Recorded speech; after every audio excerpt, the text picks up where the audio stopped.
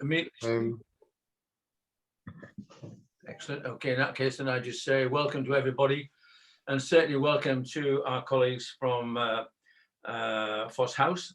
I know, Beth, I understand you are the Deputy Home Manager at Fosse House, which is part of Quantum Care.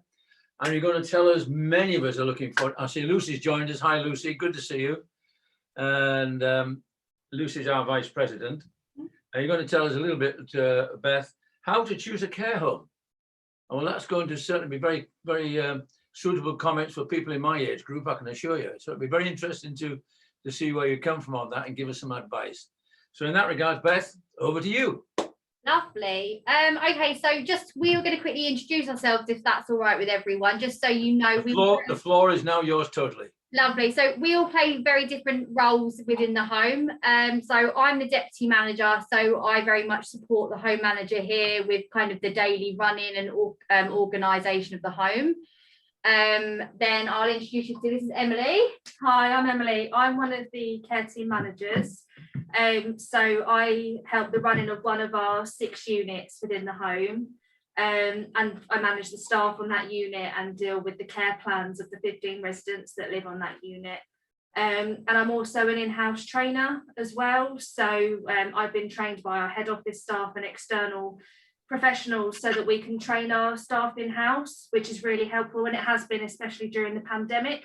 It saved our staff having to leave to be trained. They've all been able to be trained here with us. And I'm also the manager of our activities team. So I run a small team of about 6 people who help the daily running of activities throughout the home. Can I show my ignorance and say, where is Fosse House? We're in St Albans. Whereabouts? So we're just up the Verulamium behind Waitrose. Oh yes, right. I know where you are. Yes, lovely. Yeah. Yeah, I'm sorry, I just couldn't place where you were. Yeah. That's all right. And this is Elisa. So I'm Elisa. I'm one of the administrators in the home, and basically just supporting the staff paperwork, admissions for residents as well, financial help or advice, and just any support that we can give the home manager and the deputy home manager.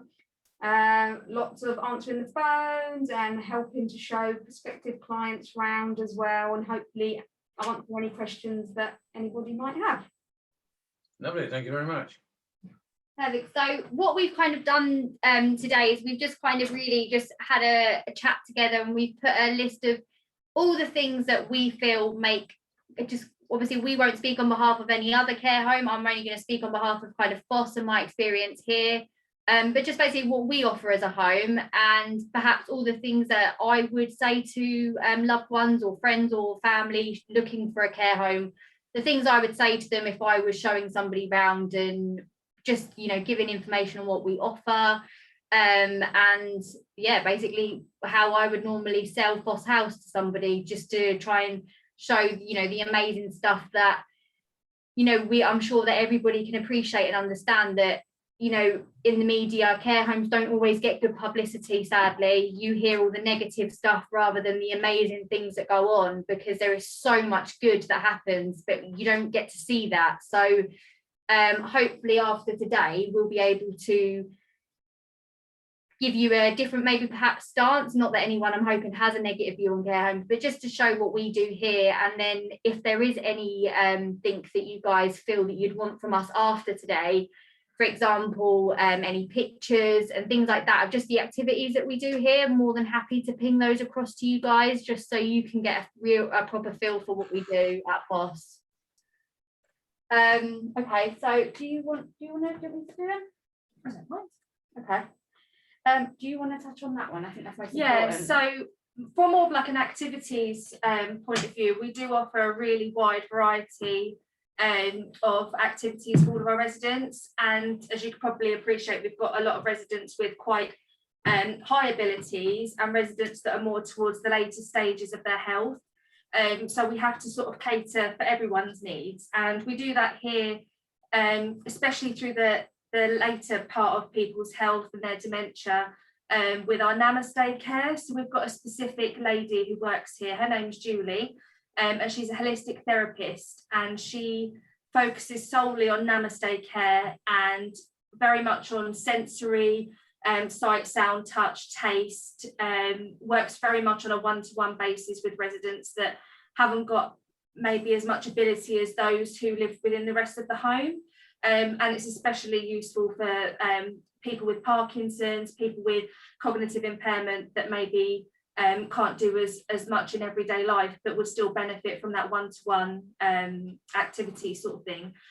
So we have a dedicated namaste room on our first floor, which is absolutely beautiful. It's dark, it's got lots of different coloured lights, we've got sensory smells going on, we've got a big screen where it's very visual and it's sort of captivating as you walk in. And Julie's just wonderful. She's probably one of the best things to ever happen to Fosse House, actually. She really is so good for the residents, and even those that haven't got as advanced dementia or they still have quite a lot of ability, they just like going to the namaste just because it's such a relaxing environment. Yeah, that's just something that is really special about Fosse, I think, is the namaste care here. Can I ask how big a home you are? How many residents do you have? We're an 81 bedded care home, and generally speaking, Beth did sort of touch on it before the meeting started, that we're actually down a unit at the moment. Unfortunately, throughout COVID, sadly, we did lose some of our residents, and in that time, we've condensed down, so we're a unit down at the moment. But the good thing about that is being refurbished, and we're looking forward to that opening again. So we are down to 60 residents at the moment, but Beth said before, our workload actually hasn't decreased. If anything, we've made more work for ourselves. So, but there's always something going on. Excellent, thank you. So obviously, can I just clarify, everyone here today, obviously in this meeting, is it part of a support group specialising in to do with Parkinson's? Is that correct? What we are, if I can come in, and anybody else can come in if I get it wrong. What we are is the West-Herts branch of Parkinson's, which is part of the Parkinson's UK. Okay. So we're obviously looking towards supporting people with Parkinson's. Everybody doesn't have Parkinson's. I don't have Parkinson's. I have no Parkinson's connection and didn't have until I was invited to take the chair of the committee some 3 years ago. So my learning curve has been quite steep, and it's probably just off the vertical now to about five or 10 at the moment. So we're learning very quickly. And of course, we have a lot of carers and volunteers as well involved. But our main principal cause is involved with the Parkinson's. That's perfect. No, just because I don't want to go off on a tangent and say anything that's not going to be relevant to anyone here, that's all. I just want to give you information that's obviously going to be appropriate and beneficial to you guys. So in relation to within the care home, so as Emily said, as a trainer, including myself, I'm a trainer too, we and our company, especially Quantum Care, are an outstanding company for delivering training. They're always looking at additional training that they can provide their staff in order to be able to cater for the ever-changing needs and health conditions of the residents. So one of the main ones, which actually it's very funny, Emily actually only completed about 2 weeks ago, was an actual specific Parkinson's training, and that actually then it's a completely separate thing that they've just started rolling out, really, and it's becoming very popular. Emily's probably actually the better person because I haven't even completed the training yet. Emily has. Don't hold me to anything. The training of Parkinson's, can I ask how or where that came from? So one of our in-house trainers at head office, her name's Margaret McGlynn. She is a clinical nurse, and she's also worked in nursing law, and also specialises in Parkinson's, and was a nurse looking after people with Parkinson's. So she was really very passionate about it and really knowledgeable about it, and because she had first-hand experience as well, it was actually really refreshing to talk to someone who was really sort of knowledgeable about Parkinson's. It wasn't sort of a generic slideshow training. It was all verbal, and you could see it was all knowledge from her, and it was really good to come away gaining some insight. I mean, not all, because I think there's so much to learn, but some insight into the effects of Parkinson's, how to care for people with Parkinson's, and it's not just, sort of the stereotypical things that you hear about. Do you have any residents with Parkinson's who have been diagnosed? We do have currently, as it stands at the moment, we do have one resident who's diagnosed and is also medicated for her Parkinson's. But up until last year, we also had, who else did you say?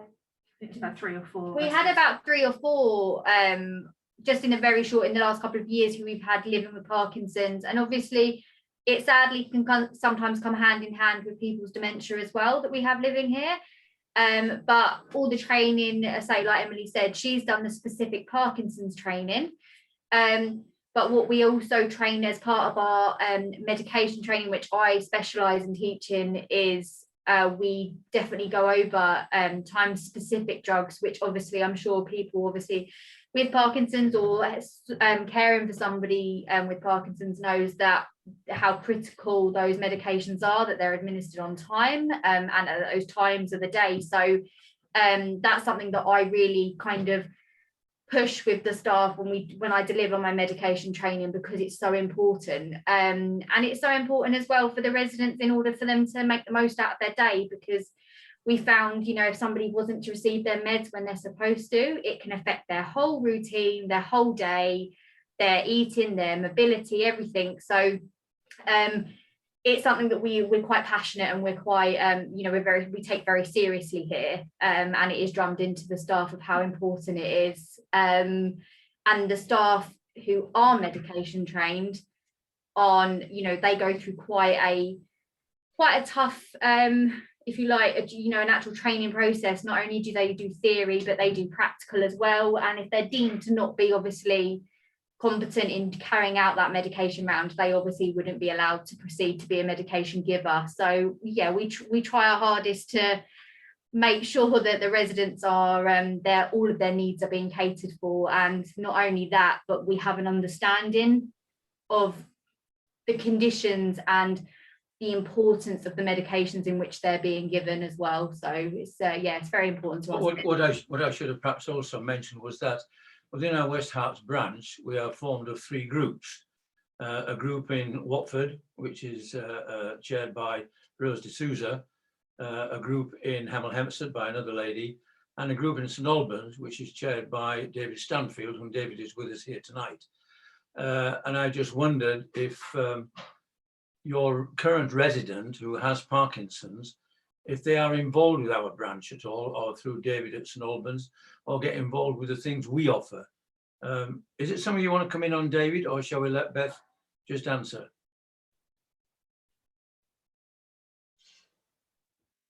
You might be on mute, David. Just unmuted. David, are you aware of a resident in Fosse House? Or? No, I'm not. They haven't made any contact with me directly.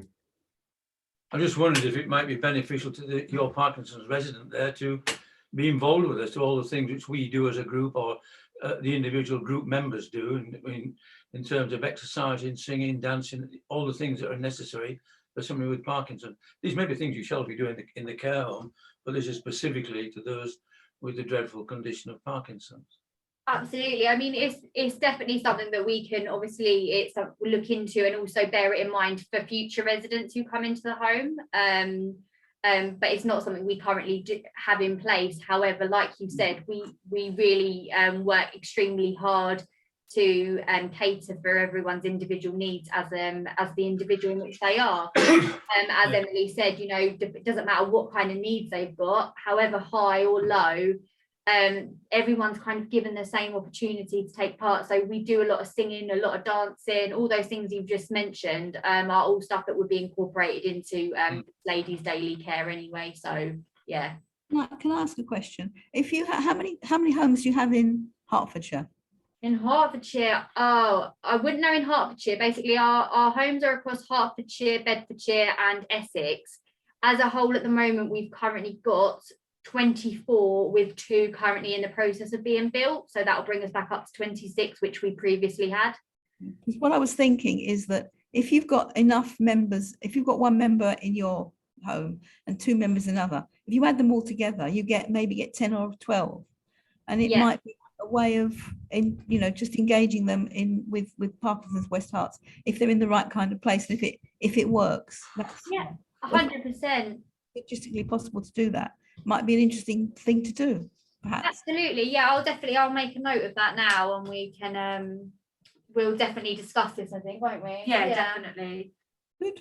I should meet myself. Just coming on to I mean, the subject is to talk about a care home and how to choose and all this sort of thing.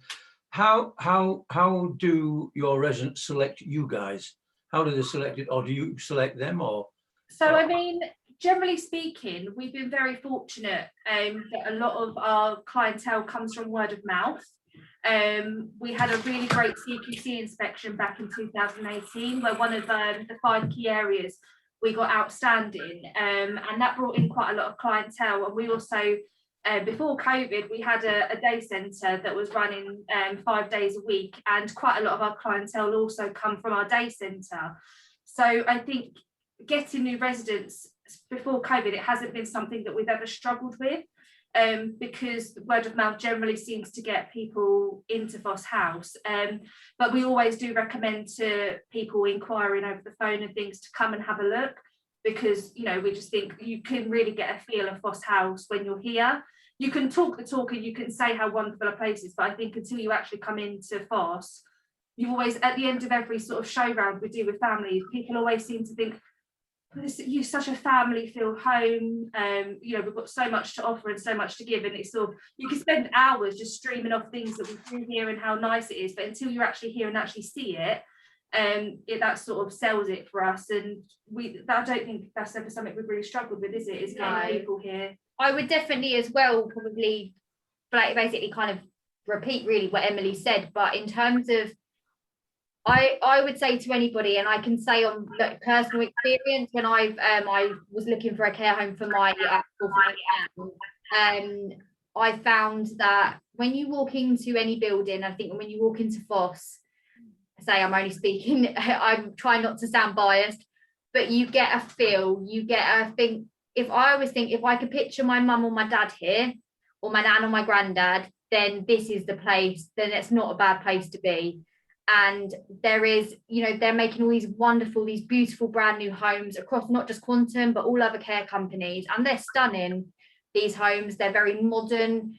However, my only thing with that is the way I view it is we work in these residents' homes. They don't live in our workplace. Therefore, they need to feel at home as possible whilst they're here. And the modern homes are great, and they're like I said, they're very beautiful, but do they feel like somebody's living room? Do they feel like somebody's home, you know, their comforts that they had? Sometimes sadly they don't, and we don't want to be like we're a hotel. This is their home, so we need to be doing everything we can to make it. It's a very scary thing, I think, for anybody, whether they're living with dementia, whether they're Parkinson's, any condition. You know, you're being thrust, you know, you're being put into an environment where you've got to live now with potentially on a unit with 14 other people of all different walks of life and cultures. And that can be really scary in itself, I think, for anybody. If I put myself in those shoes, I'm sure I'd find that very overwhelming and scary. So I think our aim is just to make people feel at home, and just to make them feel loved and looked after, and that they're safe. And I think if families feel like that they can go home at the end of their day, if they visited mum or dad or husband or wife, and they know that their loved one's in good hands, and that they've hopefully, it's a bit home from home, if you like. But yeah, like Emily said, I think normally when you walk into a care home, from the impression you get from the environment instantly, from potentially even like, as people say, there's always a bit of a stigma, isn't there, with the smell of a care home, but you get people walk into Fosse and go, oh, it doesn't smell like it, what I imagine a care home to smell like. And I know that sounds awful, but it's the stigma that's sadly attached. Music playing, you get a feel for it, and I think if you get that feel within 2-3 minutes, you'll know if you think that's going to be the right place for either yourself or your loved one. So I think that's kind of my basic advice on that. I think do you offer a respite care? We do indeed, yes. In terms of allowing somebody to come in for 2 or 3 weeks, a month or whatever, or and do you offer a come and see us, come and stay with us for a couple of weeks, see if you like us or not? Is that a facility that's offered? I just don't know these questions, the answers, so I thought I might as well ask you. We definitely do. We do respite. Yes, during COVID it stopped. We used to do it all of the time. During COVID we didn't, just because we couldn't afford to have that high turnover of residents, and we also at one point wasn't accepting admissions anyway. But what we've done is we've gradually started to just only very recently started to have accepting respite care. So we kind of do a minimum of 2 weeks to get somebody in, because as I'm sure you guys can appreciate, there's a lot of work that goes into any admission. We have to have a care plan in place for any individual coming into this home, however long they're here for. So we say roughly a minimum of 2 weeks, and what most people, like you said, they come in. If that respite care needs to be extended, that it will be extended, whether it's like on a private basis or by the Herts County Council who fund it, depending on the level of funding. And then some people end up doing their respite and going, or they end up saying, actually, I don't want to go home, or family say, I think this is the right thing for mum or dad or whoever it is coming in, and they will then be often transferred into being what we call a long stay resident. So yes. As you talk about funding, would it be inappropriate for me to ask and look at what sort of cost factors are involved? Absolutely not. Do you want me to go and grab it, or do you know them? I can just give rough figures. Elisa's your best lady for this. Thank so you. if you were coming as a private client, we would ask you to show 12 months worth of the room fee. A residential bed, so that's a non-dementia bed, starts roughly from about £950. A dementia. No, is that gives you a room of your own, does it? Yeah, so all our bedrooms have got ensuite facility with a wash basin and a loo. Those are the standard rooms. We also have premium rooms which have a shower within the ensuite. For the rooms that don't have the showers, there are communal bathrooms. So that's a bathtub with a shower attached to that. I've lost my train of thought there. Yeah, so there's the dementia rooms and non-dementia rooms, and we have the standard rooms and the premium rooms. So the premium rooms have the ensuite in there. If you were coming as a private client, we'd ask for 12 months worth of funding, just proof to say that you would be able to pay that. To show that you have 12 months funding, not to pay it. But no, you don't pay it. We have a financial assessment form that you would complete. It would go to our finance department. You just show your proof, and then they will accept or not accept. If you were coming as a HCC client, so a Herts County Council client, normally what would happen is the social worker that you have been allocated would contact us and approach us to say that they will be paying this person's funding. They will give us an assessment to look over. If we feel that we could meet those persons' needs, one of our managers would then conduct their own assessment, and then it would just move from there. My understanding, rightly or wrongly, is that anybody with more than £23,500, they will not get any relief from the state. Yeah, so £23,000 is the threshold, really. So once you fall below that, Herts County Council should hopefully Yeah, that was my understanding. Yeah. Yes, that's correct. Yeah. I think it's also worthwhile saying that when a resident comes to Fosse, I don't know how it is for care homes outside of quantum care, but we sort of have what's called like a 6 weeks cooling off period. Yeah.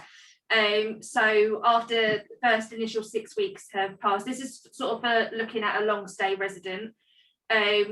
You would do an assessment with the resident and their family, and you'd sort of sit down together and have a chat and see how things are going. If they feel like, yeah, things are really working out for mum or dad or husband or wife, we'll continue with the care, absolutely. Or if there's areas that they think, you know, we'd quite like this or we'd quite like that, or they decide, actually, do you know what, this isn't really for us now, but you know, in the future we might look at long stay care again. There is that 6 weeks calling off period to sort of think, to sit back and think, right, let's have a look and see how this is going, and if it's going well, that's, you know, that's great, and if it isn't, then we can try and help with whatever else. Mm.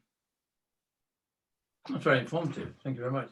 Is it, I think are you happy to take questions from anybody as we go along? Absolutely. Yeah. Yeah. I seem to be asking an awful lot of questions, and I'm on the outside to some extent.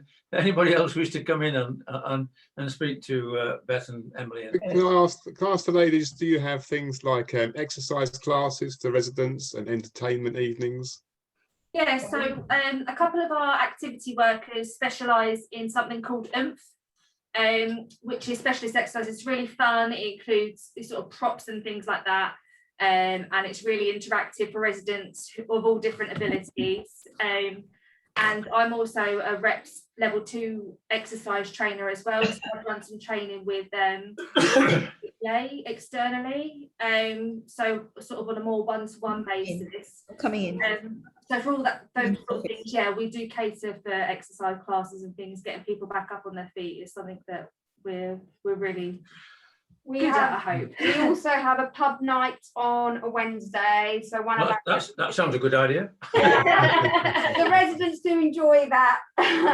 So one of our activity workers has transformed our day centre on a Wednesday night into a mini pub, and normally they do quizzes within that time. We Play also- darts. Yeah, darts or just various bits and pieces like that. We also have outside entertainers that come in, generally singers, and we do like garden parties. So we do try to open up various activities, and always we just love to get ideas from people. So if a particular resident wanted to try to do something, we would try our best to try and make it happen for them. Can I touch on the pandemic? Yes. You and the government and lots are taking some dreadful flack in the papers, the care homes, the government, and a whole series of different people taking some dreadful flack. They're hearing about the care homes will not allow the relatives to come and see the residents. They can't do this, you can't do that, you can't do the other. Can you give us an update or a feel of how you see things from your point of view? I think it's very difficult because for a lot of our staff, it's not just a resident, it's like a family member. And we all felt very strongly that we wanted to protect our residents. So as much as the government were trying to get visitors back in again, we were being very cautious because we saw firsthand the effects that the pandemic had, not just on our staff, but on families themselves.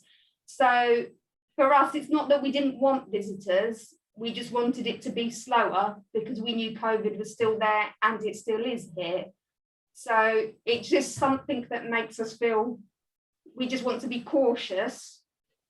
As a company, we read all the dreadful stories about, in the paper where the elderly lady, a daughter can't see her and they can only see her at the glass and they put their hands up, all that sort of thing, where we've moved on a little bit from that.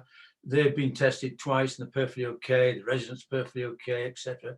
It's that sort of issue which a little clarification to me would be very helpful for us, as you see it, as carers. Yeah, well, in the beginning it was like that. Now things have relaxed a little. We are starting to have visitors come into the home. But again, I think for us, more for family members, what is hard is for them, it's one family member. For us, we have 60 plus residents. We're not just protecting one person. So the more visitors that you're having come through, the more chance there is of this germ spreading, this virus spreading. But things certainly have started to ease, and we are gradually. We've started to have pod visits, garden visits. Next week, we are having indoor visits, and that will be still by appointment, and providing that you have a negative lateral flow test. But again, it's just about protecting the residents, really. I can fully understand that. It's just, hopefully you don't mind me asking the question, but it's having the opportunity of talking to you three ladies on care homes. It's something which all we do is read the press. We hear the news and the television, and it hasn't been very favourable in terms of people running care homes. Actually, it doesn't make it easier for us to enforce guidelines for visiting. Actually, it makes it harder for us to manage that. It's far easier to allow visitors to come whenever they wanted and for you to come. So it is something that's very hard for us to manage. So we're not taking the easy option out by any means. But it just, for us, it had to be a gradual opening to make sure that everybody is as safe as they can be. So That's what it begs the question next is, what do the residents think of your, I was going to say restrictions, that's probably the wrong word, or your rules or your guidance? What do they think? So I think at the beginning it was very new for everyone. A lot of our residents didn't quite understand what was going on. They didn't always understand why they couldn't see their loved ones. We had residents that, you know, didn't live with dementia with full capacity, that just couldn't understand what was going on in the world, just like all of us, because it was so new. So it's safe to say that residents definitely struggled as much as the staff struggled with the lockdown and not seeing their family members. And I think that was probably one of the most difficult things for the staff to deal with, because they were watching residents miss their families, they were watching families miss their residents, and then us as carers, we were missing our families, and the only people that we were seeing was each other and the residents. So in one respect, it brought the staff so much closer to the residents, because for sort of 18 months, it was just like we all had our arms around them, just looking after them, and it was us and them, and everyone else around the rest of the world sort of just coping and getting on with things. So yeah, it's safe to say they did struggle. Some residents, you know, naturally deteriorate when they're lower in mood because they're not seeing their families and things like that. That's why throughout the pandemic we worked so tirelessly hard to keep spirits high within the home. We kept spirits high with the staff, tried to keep spirits high with the residents. And if any of you are on Facebook, if you want to check out our Facebook page, our Fosse House Facebook page, you'll see that every single day for the past 18 months we have done at least one thing to try and lift the mood in the home, just to keep going and keep staff going. Because naturally, when, you know, we struggled ourselves seeing our own loved ones, we struggled not doing normal things. And actually I think it made it more understandable to us how residents feel in a care home, being enclosed, not having that freedom. And I think it's kind of opened our eyes, if we didn't know before, even more so now, why it's so important to keep people's independence, why it's so important to make sure people have access to the community and have something to live for. Because when that was taken away from us, we were just, beaten. Yeah. It may be worth also just mentioning as well, we did obviously throughout pandemic, even when things were very bad within the home and the situation, and we've continued it throughout, if residents did happen to decline or to deteriorate and we felt that they potentially were reaching the end of their life, exceptions were made for visitors to still come in. So it wasn't like we were calling families to say, mum's really unwell, but you can't now see her. We were allowing them to come in. They were being able to spend time with their mum or their dad or whoever they were visiting, to make sure that person wasn't alone. I don't know what other care homes did, but we felt that that was very important, because we're also a firm believer in, when it comes to end of life care or anything like that, you have one opportunity to get it right, and you don't. I was going to ask you about that. Yeah. Obviously, I think you've answered the question there, actually, Beth. You do end of life care. Absolutely. Yes, we'll do anything we can to keep people, especially those who have been we'd make an exception for somebody who had been here for weeks if they were that poorly, but people who have been here for, for a good amount of time, this has been their home for however, whether it's 6 months, years. So we've had some residents here who have been here for 13, 14 years. If we then turn around and said, no, actually, you now need to move on to a different place because we can't meet your needs, we feel that we're not doing our job. You're moving someone away from where they've lived. That's like taking me out of my home.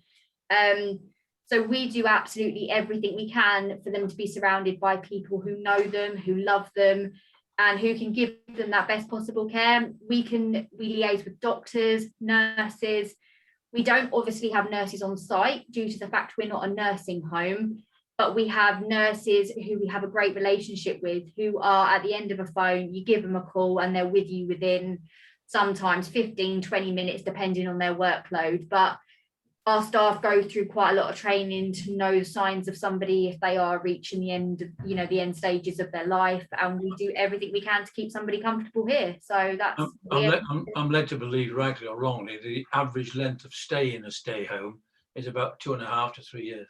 Apparently so, but when we've got people who have been here for up to 13 years. Oh, yeah, I mean, that's obviously on average, it's out of course. I mean, I'm aware of another care home up the north where the minimum age is 55. Is yours around about the same to come into a care home? A minimum age, it must be 55 or more. You must be 55 years or more.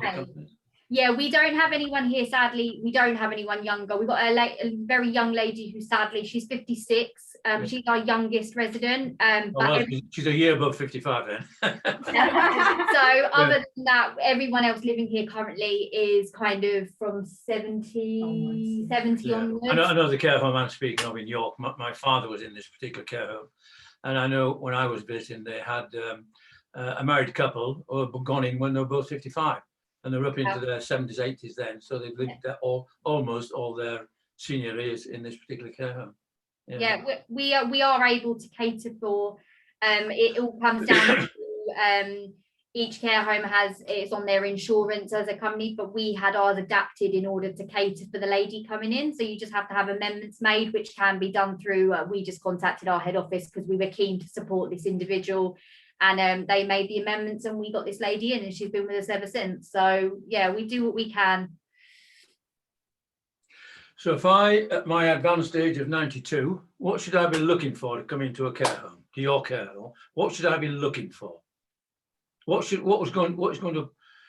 I want? What is it I'm going to appeal to me? Well, I think you need somewhere that you're going to feel safe, and that as much as nothing's like your own home, it's almost the next best thing. You need to feel safe. You need to be able to feel that you can do or to be at least supported to do as much as you used to do or that you want to do. We're all for promoting choice and maintaining people's kind of dignity right until the very end stages of their life. So we just because somebody comes into a care home, it doesn't mean your life now needs to stop and you can't now do what you still allow me to be independent. Absolutely. Independence is the most important thing to us. And so if I want to stay in bed till 12 o'clock every day, you allow me to do it. You do what you like. If you want to wear your pajamas all day long, you wear your pajamas all day long. If you want to walk around with no shoes on, as long as you're safe and you're not putting yourself at risk or any danger, then absolutely fine. And the thing is, the way we view, I could answer the pajamas bit because I don't wear them, but I ain't going in. I'm not going down that line. But we're all for promoting choice and independence, and as long as the individual's safe and understands if there's any risk involved, for example, if somebody was deemed to lack capacity, we obviously assess everything. It's all decision specific. So just because somebody lacks capacity with one thing does not mean that they lack it with everything else. And we just assess as we go, and we just try and encourage people to do everything they want in the least restrictive way possible. And as long as everyone's safe and nobody's being affected and is going to cause any harm to them, then we're all for it. The other question, I suppose, is it's inevitable that you will get some residents who are going to be disruptive. Always. And that was said with feeling. And again, I can relate to another incident from within my own family. My mother-in-law went to a care home many years ago, and we now know she ended with a certain degree of dementia, and she became very disruptive. And we couldn't understand why, because I thought she she had been a very charming lady, but I couldn't understand why she was suddenly becoming disruptive, and she couldn't tell us because she was in her. We put it down to a state of her age and the onset of dementia that was coming on at that particular time. But it ended up in a situation where sadly the home invited us to take her out again, which is very sad. Is that something you obviously look at yourselves? I mean, it's very, very rare that when we get to a point where we can no longer meet someone's needs, we take every step possible we always have a thing here, don't we? There's not normally a resident, there is never normally a resident that we can't manage in terms of their level of needs, their mental health, their dementia, whatever it may be. So then when we do have the very, very odd occasion where somebody's needs are too high in relation to, normally it's when they're posing a risk to other residents. So for example, if there's been more than one occasion, it's been repetitive kind of whether it's violent or they've been physical with another resident and they've caused harm, then obviously certain steps of course have to be taken. However, we do our utmost to refer to all professionals, whether that be mental health, GPs, investigating why the behaviour is there. It could be a matter of somebody just the fact, if their conditions declined, they're in pain. We kind of look at everything. We look at the whole picture rather than they're just disruptive, kind of like you touched on earlier. Right. If then you've exhausted almost all avenues and the behaviours then still continuing, then obviously, yes, sometimes certain steps. I can understand that, yeah. Let me bring it back again to individuals with Parkinson's. Do you think it might be beneficial for any residents you have with Parkinson's to get in touch with us, contact our branch or our group at St Albans and see if they'd like to join us? What do you think, David? Do you think that's something which we should look at or could do? It sounds as if Fosse House offers more than we can offer in terms of. That's an admission. There goes. By Jove. Yeah. We have several residents from different care homes in St Albans. There's a problem with getting the people from the care home to where we were providing a class, a dance class or a singing class. Yeah. Where are your classes based? Sorry? Where are your classes based? The Greenwood Park, Chiswell Green is fine. Okay. May I just come in there? So it's Lucy here. Just a suggestion about following up from that. Would it be possible for you to assist residents to do online activities? I think this touches what Keith was saying and Ruth was saying earlier about opportunities for people to keep in touch with people with Parkinson's. Perhaps they're still a member of the branch or used to knowing a particular group or particular exercise groups for Parkinson's, say. And I think we've all learned in the past year, because of the pandemic, how to do Zoom and so on, as we're doing now. Do you think there's scope for continuing more of that with residents? Yeah. So that they can engage in groups and keep in contact. They might be interested to listen to lectures on Parkinson's and all sorts, not just activities and so on. Certainly, picking up further on what Lucy said there, just adding to that, if you like. Of course, with the Parkinson's UK, the big, the main charity, there's a wealth of information about Parkinson's there, wealth of information, the research that's going there. I just wondered if that might be beneficial on the lines as Lucy's saying. I think it would be great for the residents, but not only the residents, perhaps for us as well, because what we find is we haven't quite touched on it yet, but we haven't really got to go into too much detail. But we obviously, as I mentioned, every resident has a care plan. And we've just started on this new system. It's an electronic care plan system. So it's all on little iPads now, which the staff use. It's an amazing system. It's actually called person-centered software. And it kind of basically says, it does what it says on the tin. That's what I'm looking for. It is person-centered, and you can make these care plans so specific to the individual, to the point where I was looking at the other day and I thought, I'm going to write one for myself for when I need to go into care, because it's that good. Good idea. Yeah. You can include so much pictures, and with Parkinson's isn't at the moment, it's not a what we call an outcome. It's not a specific part of the care plan, but you can create an outcome. So if somebody was living with Parkinson's, for example, we would create a whole Parkinson's care plan where we would make that specific to the individual, how we care for them, the meds they take, the level of personal care that they need, how it affects them as a person. So like these groups that you're saying, and these information and lectures and talks and things, they would probably be really beneficial in the event that we have further admissions of people living with Parkinson's, so we can really try and, you know, get that care plan that, you know, way I view a care plan is, if somebody from the other side of the world walked into this building and read someone's care plan, that care plan needs to tell them that's how you look after them. That's how they need looking after. So these might really benefit us. So yeah. But might that care plan involve, say, once a month, that person being helped to connect online to join a branch meeting? Yeah. Particularly, I think if they were used to doing that before they moved into the care home, to keep those connections with social groups. I just think there's opportunities now and online that perhaps we hadn't thought of before COVID. That 100%. I mean, with the lady who we've got currently living here with Parkinson's, that wouldn't probably be appropriate for her, just because her level of needs, she didn't sit and understand what we were doing for her. However, other people coming in is definitely something that I think is going to be worth for us to bear in mind. Absolutely.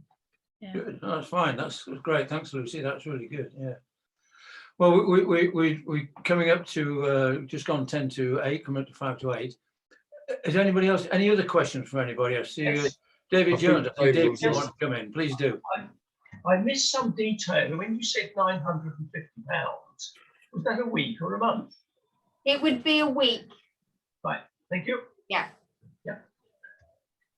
Something else that I think might be useful for people to know is that we primarily work with one main surgery, doctor's surgery. Obviously, if people wanted to stay with their own doctors and things, then we would support that. But it is so good for us to have one main surgery where we have a regular doctor that comes and does weekly visits and sees residents, gets to know them really very well. Sometimes just even pops into residents that they haven't seen for a few weeks just to say hello, that sort of thing. They're a really fantastic surgery, and they've got an in-house clinical pharmacist as well, which is really beneficial for residents that live with Parkinson's, because, you know, as you guys probably know, their medication needs to be reviewed very regularly to make sure that it is working for them.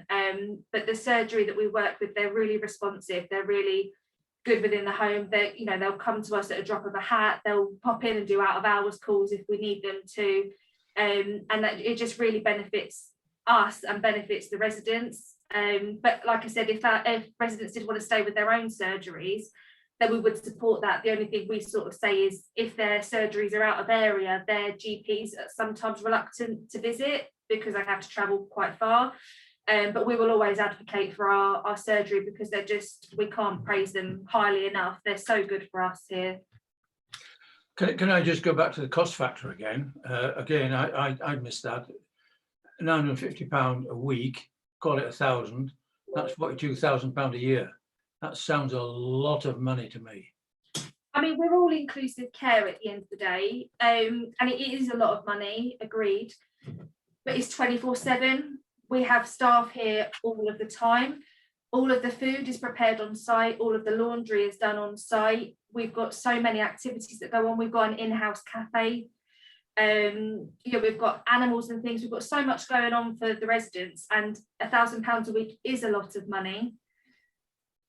But we do offer so much for that, not justifying the price. Do you know what I mean? But no, I wasn't asking whether to do anything like that. It was just that I'm just one of those who don't have the knowledge, and I find it interesting, obviously, to look at care.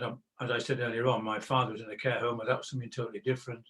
That was another organisation I'm involved with, and this type of thing, and the cost was nothing quite like that. So it is something which is important to be aware of, where you're coming in terms of a cost factor, and it just does sound, despite everything you're offering, I have no doubt you're offering, you know, top class and everything about it. We do as well every year. Myself and my home manager Zoe, who's not here with us today, we, like the last couple of years, we have done a little bit of digging, called round other care homes to see what their fees are as well, because as much as, like Emily's kind of explained, as awful as this does sound, you know, we are still running a business because we have to. It's just the reality of it, I'm afraid. But we always want to make sure that we're not overpriced, obviously, because that way as well, people are never going to want to, you know, if they know that they can go somewhere and get the same level of care and have the same things offered to them for cheaper, of course, as we all naturally do, they're potentially going to do that. I think we found over the last couple of years, we sit somewhere perhaps we're either at the lower end, if not probably maybe somewhere in the middle. There isn't anywhere that's massively No. cheaper than us. Looking at care homes generally, is there a waiting list? Depends on the home. Yeah, it just depends on the home. Or have you got a waiting list? We do have a waiting list. It's a very active waiting list because people's needs are ever changing. And obviously with the current way things have been, it's not been our usual waiting list. But it's not a waiting list in the sense that you're number one and then you will move that way. Oh, no, I didn't mean that. But there are You've only got a limited amount of facilities there. Yeah. And you certainly got another 20 people want to come and join you. Yeah, I mean, we always have people inquiring, people wanting to be added to the list, maybe not for now, but for future. So it's an ever moving list, if you like. Right, okay. Well, we've almost reached 8 o'clock, everybody. Does anybody wish to come in with a question? I think David Jones. David, please. Yes, please. If somebody is self-funding, what happens if their funding runs out? I mean, will the local authority then step in and do you, do you have local authority residents? Yes, we do. So I can't normally, imagine a local authority paying, a £950 a week. well, so what we ask you to do if you're as a private client is just to keep a close eye on your funds. As you are nearing your 23,000 threshold, you need to yourselves approach the local authority. They would then carry out their own financial assessment on yourselves, and then more often than not, they would then pick up the funding, and that's absolutely fine. We wouldn't move your room or anything like that. You would stay in the room that you are. The only difference is that they would be funding it. I do understand that you would still be required to make a contribution, but that would be set by the local authority themselves, and it's not something that we would know. Aubrey, I think you wish to come in. Yes, I run a group from my church and we meet every fortnight on Zoom. One of our members is in a local care home here in St Albans. Good. And she enjoys it. So you've obviously got a contact there then, Aubrey. Yeah. Oh, at Fosse House. You mean at Fosse House? No, Oh. no, it's another home. No, it's one of your competitors. Look, I'm very conscious of the time. Does anybody else wish to come in with a question? Well, if not, then can I thank you three ladies very much indeed. I personally found it very fascinating, very informative, and I do thank you for taking the time to come and join us. It really has been most great, and obviously thanks to Ruth Herman, our lady who organised the speakers. She obviously got in touch with you, Beth, and arranged for you to come on. But I do thank you very much indeed, and thank you so much. Thank you very much for having us. Thank you. I Thank hope you. someone can take. I hope you guys can take something away from today, and I hope we haven't waffled for too long. Well, no. I mean, the comments put up by Lucy in relation to what we're talking about on potential joining on the Zoom with the resident there, we will look at that and perhaps we can get together and talk about that. Okay, fantastic. Lovely. Thank you very much indeed. Take care. All the best. Bye-bye now. Bye now. Bye-bye.